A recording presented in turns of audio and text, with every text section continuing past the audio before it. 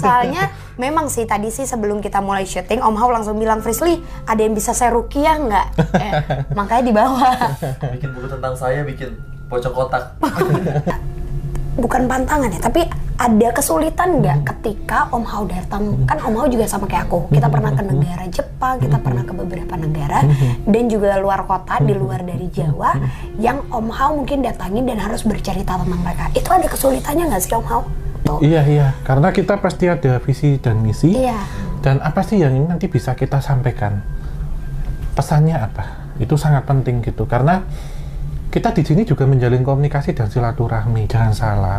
Sebenarnya sih Frisly, aku maunya tuh tahun depan ada bikin apa gitu-gitu, ada nggak sih? Kalau saya ngalir sih Mbak ya. Ngalir?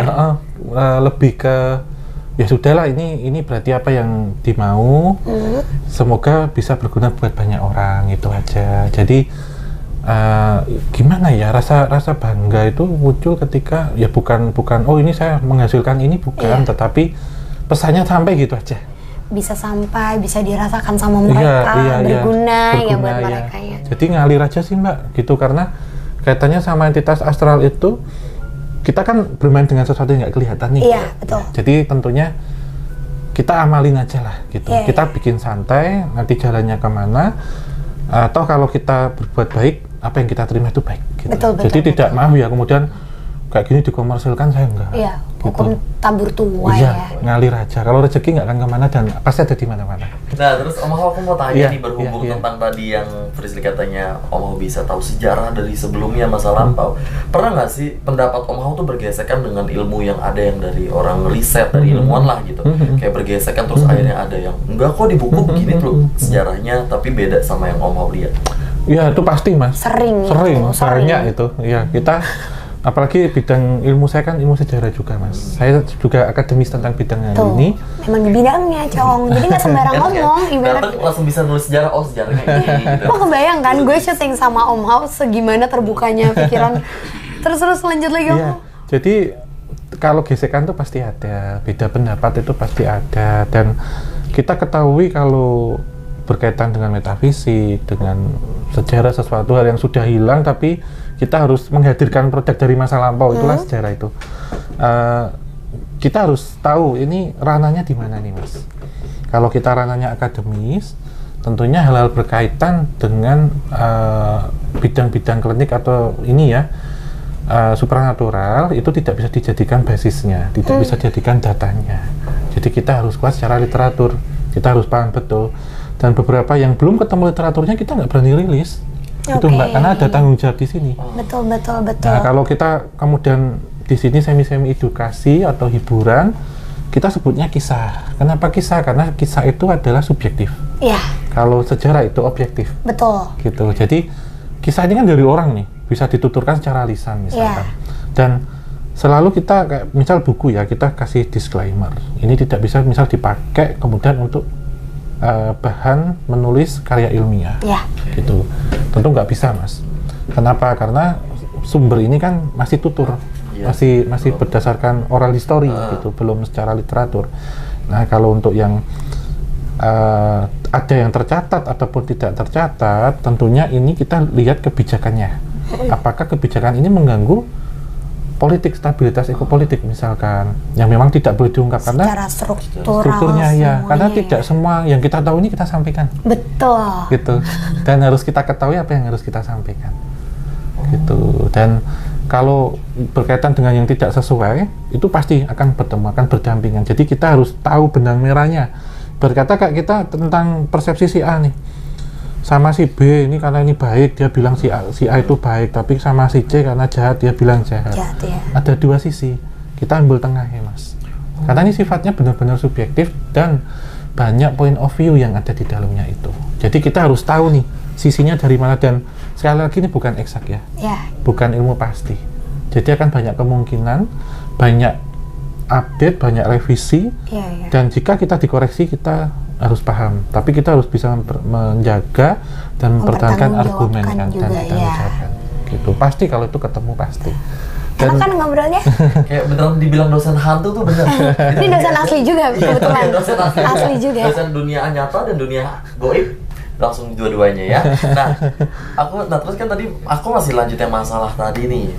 Ada nggak sih yang di buku di ilmuwan tuh begini ceritanya, tapi yang Om Hao tahu itu tuh beda banget sama yang di buku, ada nggak sih? Kan tadi ada banget. Ada. Tapi Om Hao kayak yang tadi dijelasin, Cong, maksudnya ketika sudah tertulis dan memang itu sudah dirilis berdasarkan semua strukturnya ada, kami tidak mungkin merubah. Dan kayak yang tadi mungkin tipikal Om Hao lebih ke ketika dia dapat cerita tidak bisa disampaikan, disimpan dulu sampai itu benar-benar udah jadi berita yang valid, udah tertulis, udah jelas, baru mungkin akan disampaikan. Iya, seperti itu juga ya, Mas. Jadi kita memang harus hati-hati benar karena terkadang kesaksian itu juga bisa benar, yang tertulis juga bisa salah.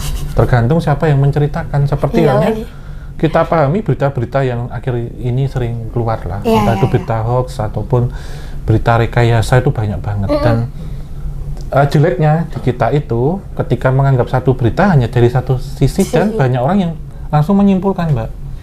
Salahnya itu, dan kita punya argumen masing-masing yang ini akan nambah ceritanya sampai benar-benar kebohongan bohong jadi kebenaran. Iya. Itu. Salahnya di situ. Karena emang sebenarnya kayak yang riset juga sih orang Indonesia itu rasa penasarannya, keponya tuh paling tinggi. Penasarannya terhadap hal kayak gini. Makanya mungkin ada orang yang membuat konten juga kayak gini berdasarkan dengan kemampuan Om Hao, dia mencari tahu, sudah berdasarkan riset baru akan ditelusuri. Atau aku, kalau misalnya aku mampu, aku akan bercerita, kalau enggak aku akan menahan. Benar. Tapi ada juga orang yang bikin kayak kuntilanak diajak dilempar pakai batu bata gitu. Itu gimana? Coba dong, aku mau tahu sesama konten creator. Iya. Itu hiburan kan kalau buat kita? Iya, lebih ke ini ya, lebih ke apa? Hiburan ataupun ya dianggap aja untuk entertain gitu aja, tanpa terlalu dalam ya. Sebenarnya kalau saya bilang itu sah-sah saja. Semua orang mau berkah itu monggo, dan percaya nggak percaya itu kembali ke kita deh. Betul. Dan kita tidak bisa membuat semua orang kemudian gampangannya gini ikut dengan argumen kita, ya nggak bisa. Sifatnya subjektif, dan kita juga ketika kita punya itu juga sifatnya jangan kemudian memaksa. Misal ini gini terus bilang dibanding-bandingkan ya, karena satu hal ketika itu kemudian dibanding-bandingkan justru malah adu domba loh di sini, hati-hati. Betul. Itu tapi juga. Itu aku setuju karena aku mengalami banyak banget orang yang mungkin salah paham dan seolah-olah kalau Indigo ini seperti ajang apa? Show off gitu. Bukan show off, tapi lebih ke kayak kita tuh bersaing saling Indigo A, B, C, D bersaing, padahal kita nggak ikut dalam ajang apapun, kompetisi ya. Kita tidak ada yang membenarkan yang ini real Indigo, yang ini real Indigo bohongan. Nggak ada, karena betul yang tadi Om Hao jelasin juga, Indigo dengan kemampuan manusia itu masing-masing semuanya itu berbeda, cara menafsirkannya berbeda, penyampaiannya, penglihatannya pun juga berbeda. Iya, dan kalau dibilang kemudian Mas semua Indigo sama juga enggak. Iya. Dokter aja ada spesialis. Iya, betul juga. Gitu. Misal kita sakit mata ya jangan periksa ke ini dokter kandungan. Iya. Yang umum gitu. Omong tuh serius lucu. Kasarannya. Iya, lucu. Bisa ya. Bridging-nya masuk. Kasarannya begitu. Jadi kita kan ada konseptual, interdimensi, ada artis, dan juga ada humanis ya. Untuk membantu itu humanis sebenarnya, lebih ke arah itu. Dan menurut saya ya, ketika bermain dengan, misal kita anggap ini bermain dengan dunia astral di beberapa kreator gitu ya, digital. Kalau tadi kaitannya sama yang dipukuli, ditimpuk apa ya anggap hiburan gitu. Betul. Kenapa? Karena setiap apa yang dikeluarkan dan bermain dengan metafisik itu punya tanggung jawab. Iya. Gitu. Apapun itu, misalkan kemudian rekayasa atau apa ya, itu urusannya masing-masing, sama nggak usah mengganggu gitu aja ya. Kita punya ajaran masing-masing dan punya pangsa pasarnya masing-masing juga. Kalau menurut saya sendiri, selama pengalaman ya Mbak Rizky ya, ini selama pengalaman itu entitas astral itu sebenarnya energi. Betul. Gitu, energi. Jadi seperti halnya kita lihat api itu bisa kita lihat atau bisa kita rasakan, tapi tidak bisa dipegang. Jadi tidak solid.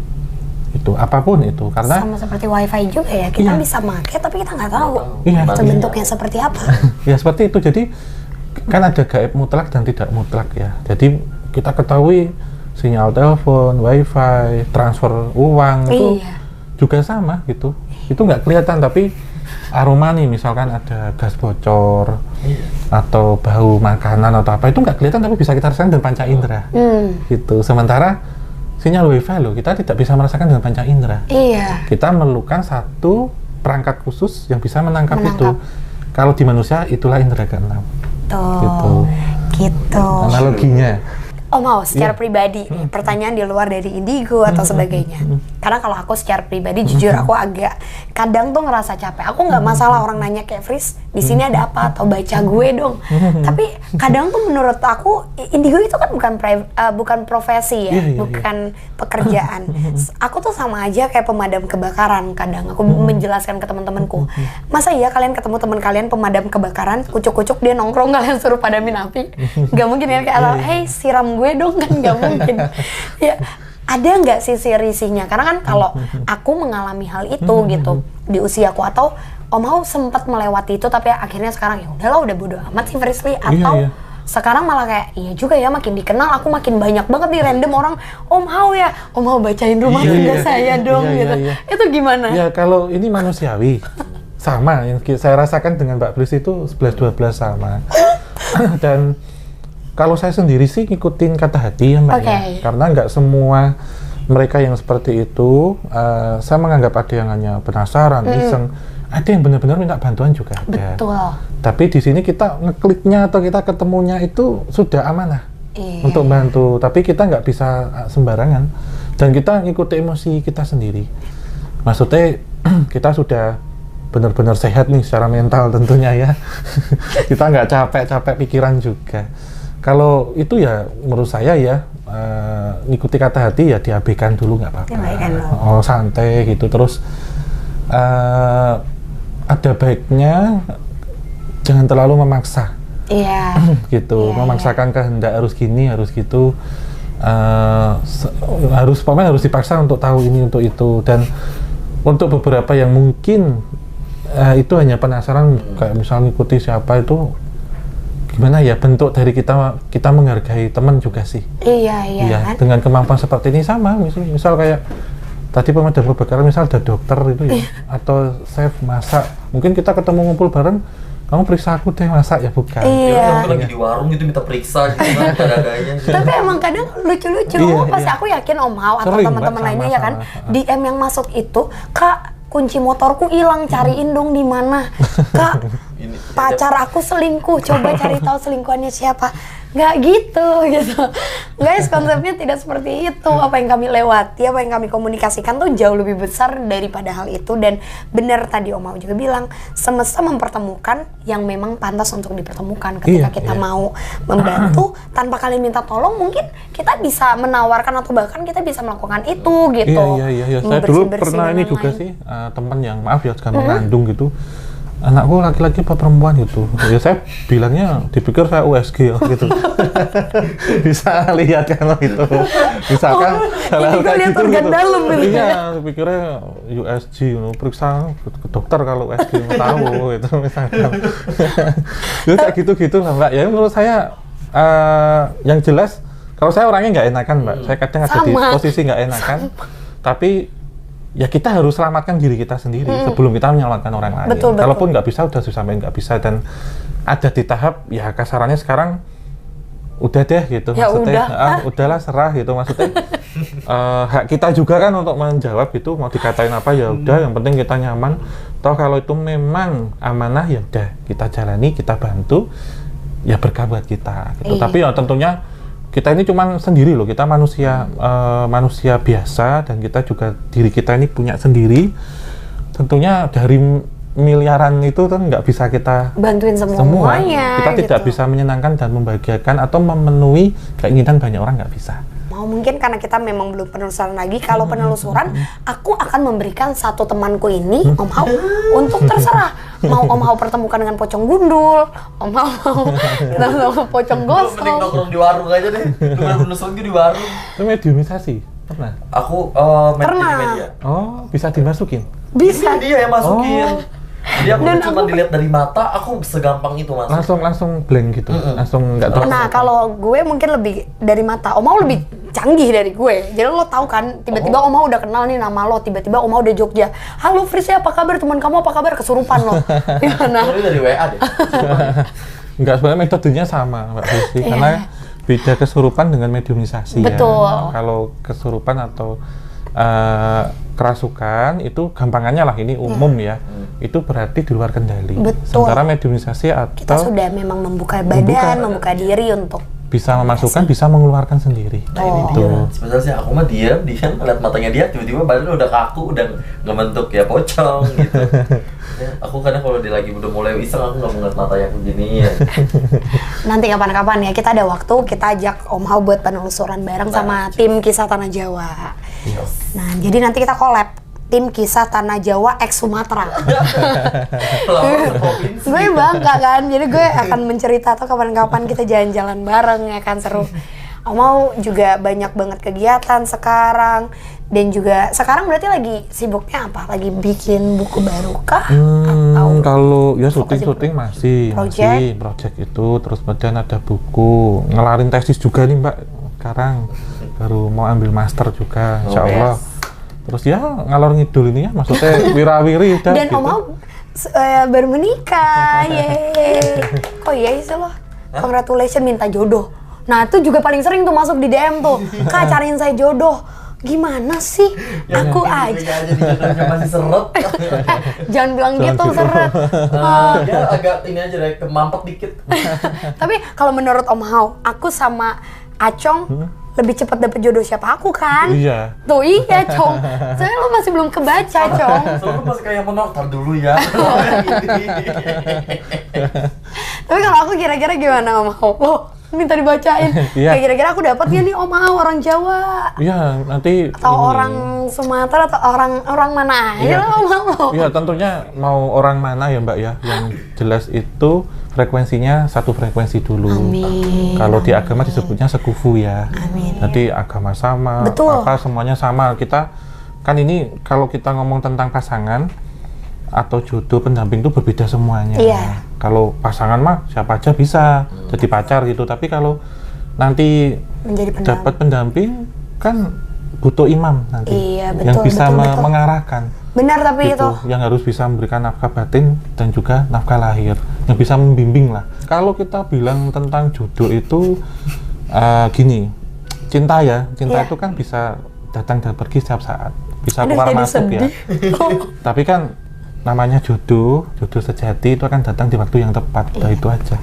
Namanya jodoh apapun, maksudnya kalau kalian nanya ke kita, orang kayak kita pun kita tidak bisa memastikan, karena memang nggak ada yang tahu nanti semesta mendatangkan siapa, bertemunya dengan siapa. Tapi yang pasti kita semua berharap ketemunya sama yang frekuensinya sama, baik, seiman, seamin, semuanya ya. Iya, kalau minta jodoh memang harus lengkap doanya. Iya ya. Iya, tapi benar, Om Hao kemarin minta jodohnya, doanya benar-benar lengkap ya? Iya, mungkin dari 195% apa lengkap yang saya ya? minta. Iya. Alhamdulillah. Gitu. Jadi memang kan ini pendamping ya, dan makna jodoh itu luas. Kalau ini kan jodoh asmara, kan ada jodoh pekerjaan, seperti kita nih sekarang jodoh pertemanan, betul. Gitu. Dan kadang jodoh pekerjaan kita tinggal di mana itu jodoh semua, gitu. Dan jodoh itu sudah tertulis.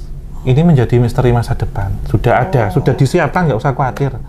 Cuman kita perlu ikhtiar dan tawakal, effortnya. Jadi walaupun jodoh sudah disiapkan, tetapi kita juga harus usaha untuk menjemput jodoh itu. Seperti hanya rezeki. Kan ada orang yang di rumah doang, enggak, jodoh mah ntar datang sendiri. Lu di rumah doang siapa yang mau deketin? Kita kayak dipingit. Siapa tahu ya kan? Siapa tahu jodohnya. Lu tau gak sih ada berita yang tiba-tiba orang jatuh dari atas? Ini udah ngalor hidup. Oke, Om Hao terima kasih banyak. Semoga proyek kedepannya lancar. Amin, sama-sama. Lancar kita juga ketemu lagi. Nanti kita bisa penelusuran bareng, jalan-jalan bareng.